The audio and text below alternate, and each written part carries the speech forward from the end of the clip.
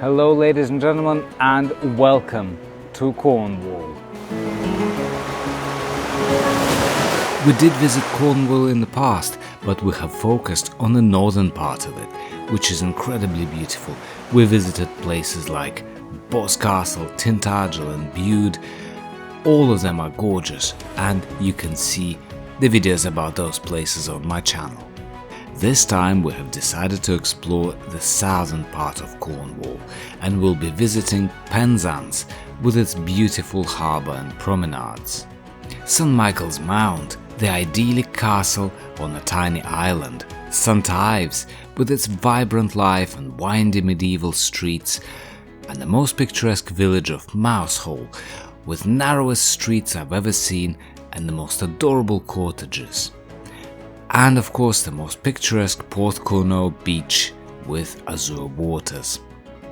Our trip was slightly unusual as we have decided to go camping and stay in the tent. What could possibly go wrong?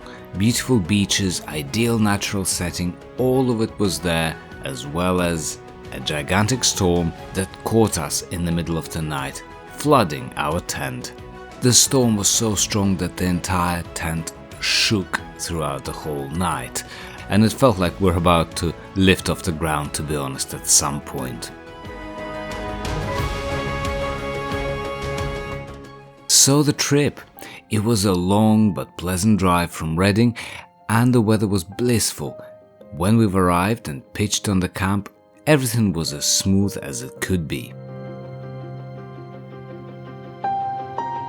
This time we decided to go camping. Now, camping is always different, and for us camping is all about the experience. It's not so much that we've spent a bit of time outside, spent the night in the field and then rushed off to explore.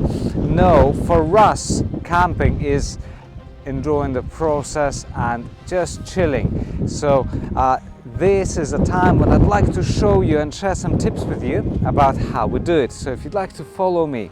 It's super windy, it is rather cold although it's August, but we've insulated the floor. There's plenty of covers underneath this. This is the living room area, so to speak. So this is where we cook and this is where we prepare food. All the storage is here, and this is our lovely bedroom. Now, although this does look like a double bed, trust me, it isn't. It's made out of two single beds, foldable beds, and the trick is we've bought some really nice IKEA rugs and we placed them strategically all around the bed, so it does feel very comfortable, it does feel very homely, and it's super cozy. Now just imagine waking up over here to this beautiful sunshine. It doesn't always happen like this morning we woke up to torrential rain, but it's Cornwall, what can you do? So yeah, this is the glorious tent that we're using. We took it to many other campsites and we never regretted it. So I thoroughly recommend you this tent. It's a Van Gogh 500. I don't know if they still make it. They probably do, or maybe they don't. I don't know. But this is something I absolutely love. By the way, I'm not sponsored by them in any shape or form, so it's a personal thing, personal recommendation, so to speak. Yeah, this is it. This is where we are right now. The glorious Cornwall. And this is Penzance. Absolutely gorgeous when the sun is out. Even when the sun isn't out, it's beautiful as well. But to be honest, I love the unique atmosphere that each and every coastal town, coastal village has. It's pointless to compare one with another. And I really love this place. I think it's quite quirky and quite cool. The place is very old. Archaeological finds suggest that Romans would have been in the area during their occupation of Cornwall. The town became a real success in 15th century. Penzance has historical associations with pirates, which has been immortalized in Gilbert and Sullivan's comic opera, The Pirates of Penzance.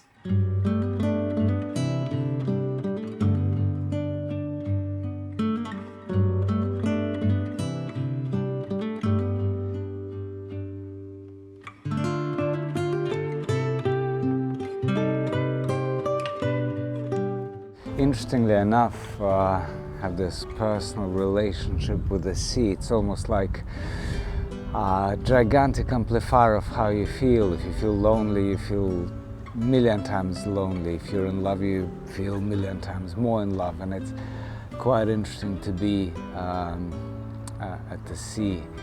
It's a good way to test how you really feel, and I'm blessed at the moment.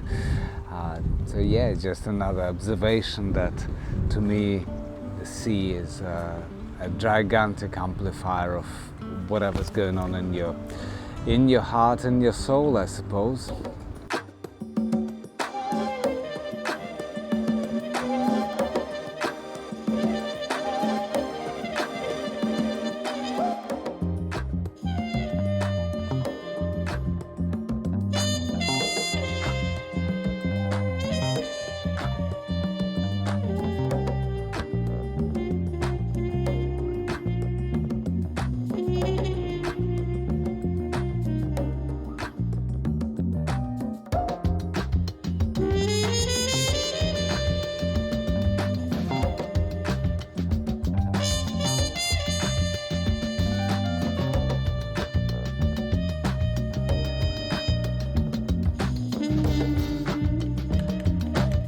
I love this harbour, it's quite picturesque.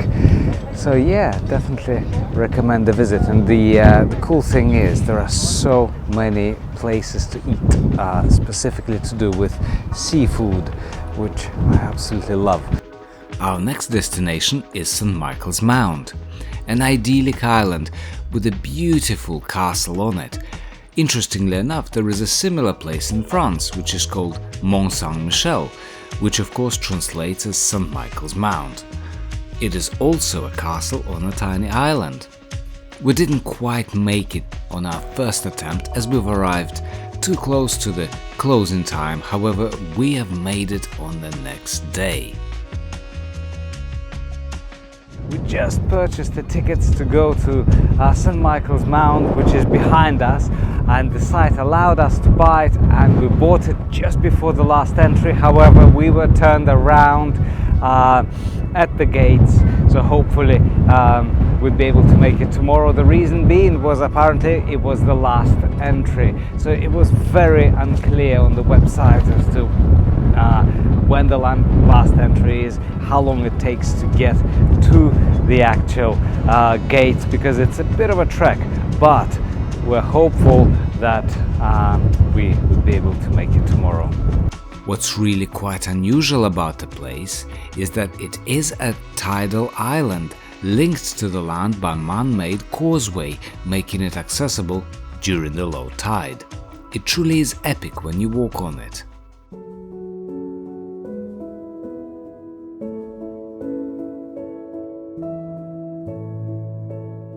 The history of the place goes back to 5th century. At that time there was a monastery there. Now it has a castle, houses, beautiful harbour and gardens, not to mention the beautiful views on the sea. It feels like a time travel there. The castle is in a perfect condition and looks like it's just been built. I'm never tired of seeing castles. There just aren't two that are the same.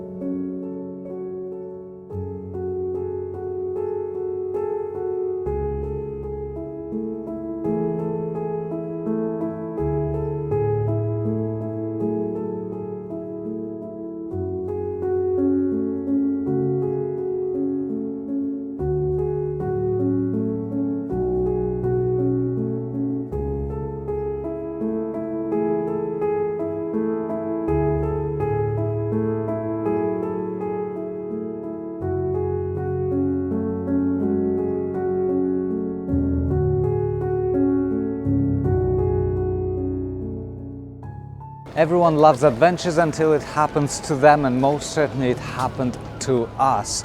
We had a massive fiasco with our tent. It collapsed under torrential rain and super fast winds, so we had a very interesting night.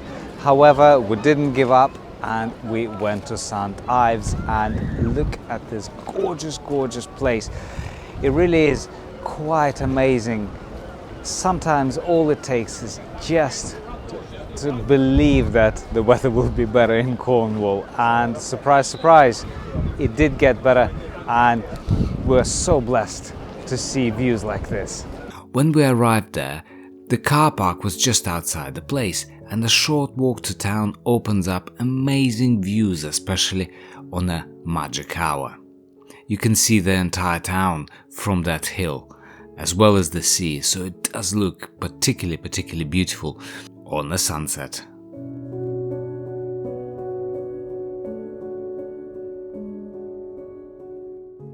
The town historically is known for its pilchard fishing, just like Port Isaac, but it's also famous for its artistic scene too.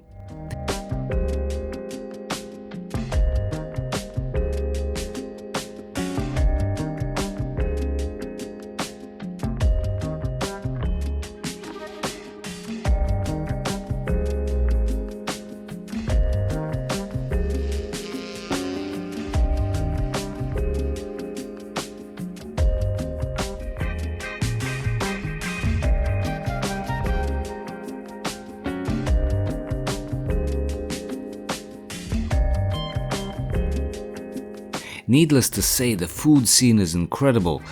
We just had a very tasty meal at Sintra Seafood Bar, and my god, it was so tasty. I always say it's tasty because I never mention things that aren't tasty. And another observation, many places stay open until quite late, which is great for us. Getting a cup of artisan cappuccino with gelato at 7 o'clock in the evening is quite a treat.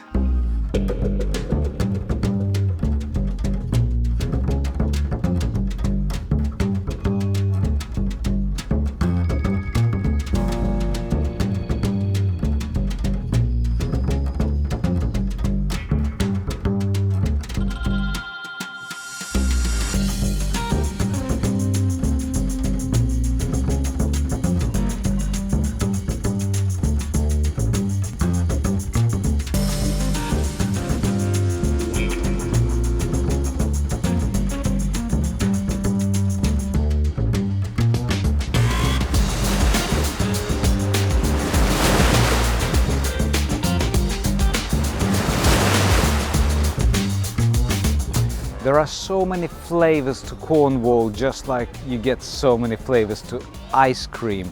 And southern part of Cornwall is completely different place to North Cornwall, places like Boscastle or Tintagel.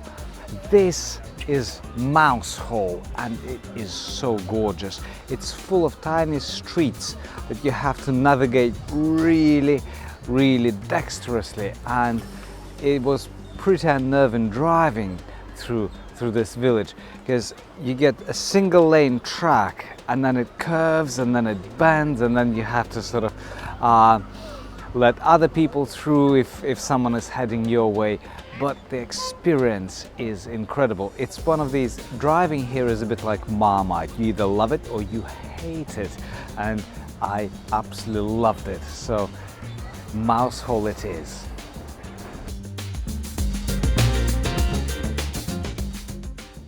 Next day we took a trip to Mousehole, a tiny coastal village, which really blew my mind with how tiny the cottages and windy the roads are.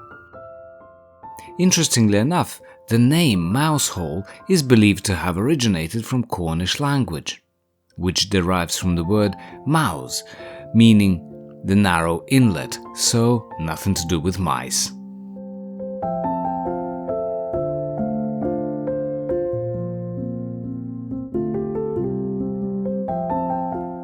Mousehole features a charming mix of traditional granite cottages and narrow streets, providing a glimpse into historical architecture and layout.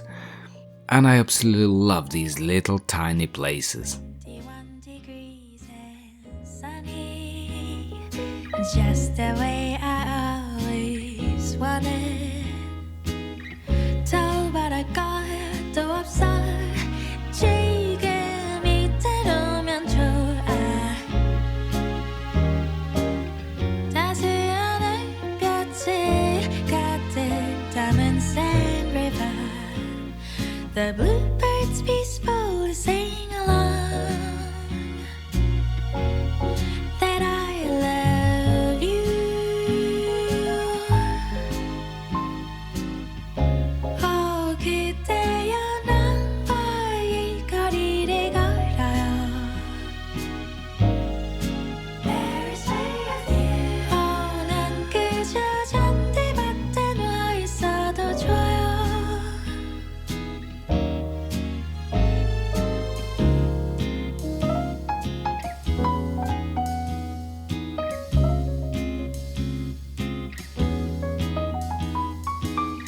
반짝이는 저기 Eiffel Tower shines from anywhere 아름다워. When I'm not with you, all these shiny seas don't mean a thing. 눈동자 비친 Avenue des Champs-Élysées 그대와 같이 오라면 지겨워. I love you. Oh, 그대여 나와의 거리를 걸어요.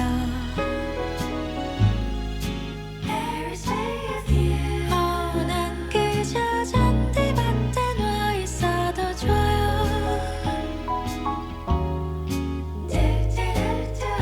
Oh, 그대여 나와의 거리를 걸어요. Paris with you. Oh, 난 그저 그대 곁에 머문다면 좋아요. Many years ago, way before I even started the travel channel, I really wanted to show the back streets of London, which I've accidentally stumbled across when I was looking for parking. And this is exactly why I fall in love with tiny places, is because we go to where normally no tourists go, back streets. There are no shops here. This is how people live. This is the beauty that they create around themselves. And this is real travel to me, when you get to experience